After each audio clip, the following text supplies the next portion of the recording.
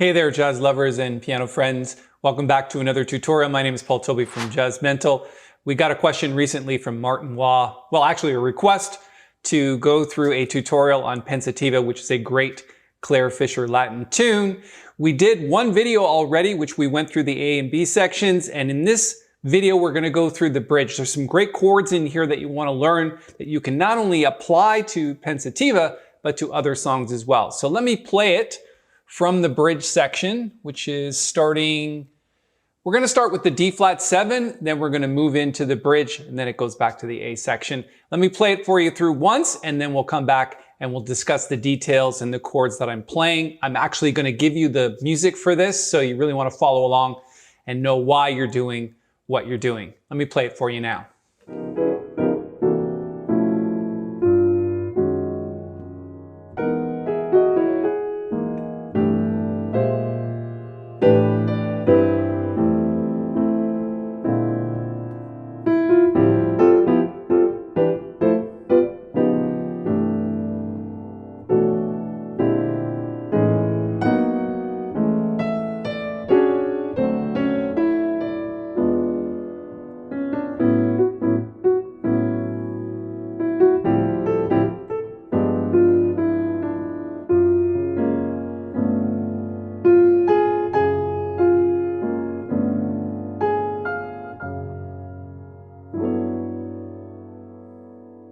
Okay, so I hope you enjoyed that. There's some neat chords in there that we're going to learn together that you can apply to lots of tunes. First thing we're going to focus on is this D flat 7, where we went from the D flat 7 sharp 11. Okay, and what I'm doing is I'm just sidestepping it by half steps. So this is D7 sharp 11, or D flat, and this is D7 sharp 11, and this is D flat again, and this is C7 sharp 11, okay? And then it goes down to this G7 sharp 11 down here, which is where we've jumped to the second ending here, okay? So we did this in the last video. We're just jumping from there to here. And then we got this chord where you've got 3 and 7 in the left, and then just the A triad in the right. Then we're playing the root, which is kind of neat. And then this one's in fourths. So the G flat major 7th chord is really voiced in fourths. So a lot of times you'll see that chord sounding like this, but we hollow it out by arranging the notes in fourths. So let me play that.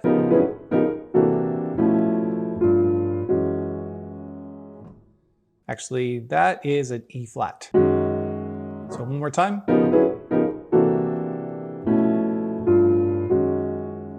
Really cool sound. And then when we get to the next section, which is the D flat minor to G flat 7, these two chords here are played in the left hand only. So that's just 3, 5, 7, and 9. And then drop one note, which is the second finger, to the B flat, to get the G flat 7 chord, which is G flat 7 with a 9 and a 13th. And in the right hand, you're just playing sixths.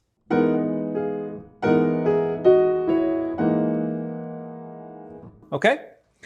So then we're jumping to this C major 7th chord. Now I like this one because it's also fourths, but it's got a 5th in the root, so it's really a rich chord.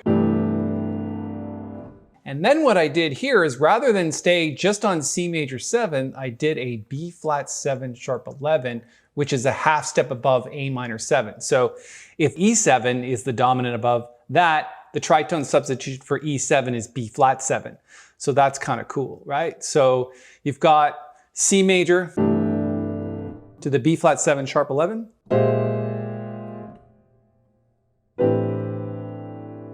And then these is pretty simple on the A minor 7th chord. You just need to stretch it out a bit. And then I just dropped the root here because it's leading. So you've got A to D to F here.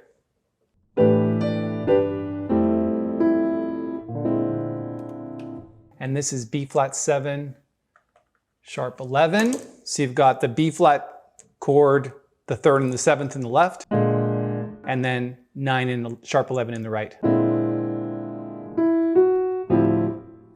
And then we're jumping to the D minor 7th chord. We're going to need something to write with. Grab a screen capture here. And on the D minor 7th, it's a really sort of spaced out voicing. You've got 1, 5, and 3 in the left. And then in the right, you've got the 11th, 9th, this. And then the rest is just following the scale. So if this is D minor scale, Dorian, you're just following the scale and you're spacing it in fourths. We know those chords from the tune So What, right? And then this chord, I'm anticipating the C major 7th chord. So this one here is actually a D flat 7 with a sharp 11. So D flat 7 sharp 11. And then just C major 7, we've had that voicing already. And then a 2-5 of A minor, or A major, which is B minor 7th. And then the tritone substitution for E7 is B flat. And then when we get to the A major 7th chord, so the A major 7th chord, I don't really know how to explain that other than 1 and 5 in the left and then 7 and 3 in the right, but you're adding the flat 5 to that. So if this is natural 5, we're doing flat 5, which is the E flat. It's a really nice sound. And then this is just a simple G sharp minor 7th voicing and an F sharp minor 7th voicing like this. So.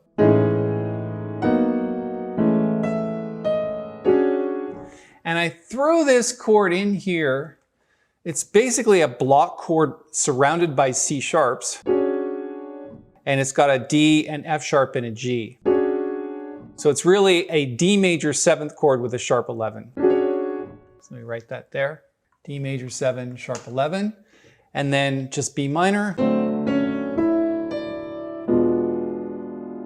That's a really straight ahead E7 flat 9 chord. I think it was good to put that in there because it's really low. The melody note, it's F, which is really low. And you don't want to get too crazy with voicings, but it kind of works. That's pretty simple. It's just an A major 7 with a 9th. And we've had this D minor 7th voicing before. And this is G7 with a flat 9, which is the A flat.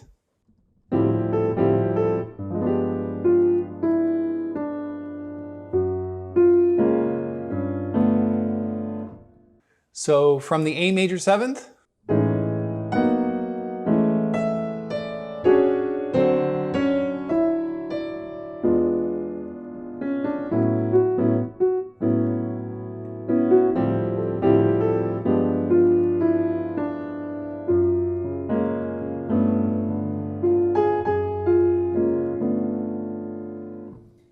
so there is a lot of really neat chords in there.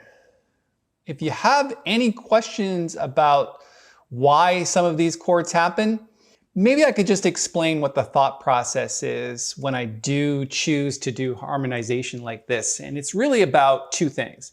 It's about what is the melody note and how can you increase the jazz sound with the chord beneath that melody note without taking too much away from it.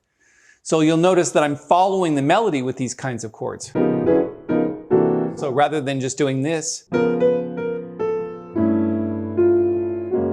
I'm doing, so I'm increasing the jazz richness while still following the melody. And that's what you have to do with solo piano. You can't really ignore the melody. Sure, if you're playing in a band, you can still play these chords, but the soloist or whoever the trumpet player or guitar player or saxophone player is, they're handling the melody, so let them do that. But when you're playing solo piano, it's about catching the melody note and putting nice chords beneath it.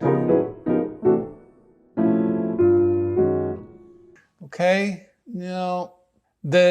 Just the D minor part again was just really about the D minor scale. Just doing fourths.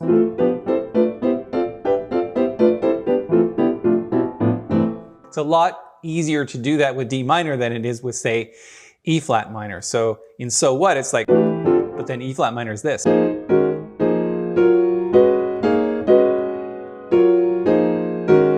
A lot harder to do because you got black notes and white notes. But if it's all white notes, so what we're going to do is play the tune in the next video in its entirety, but then we're going to solo. So you'll probably hear things like this.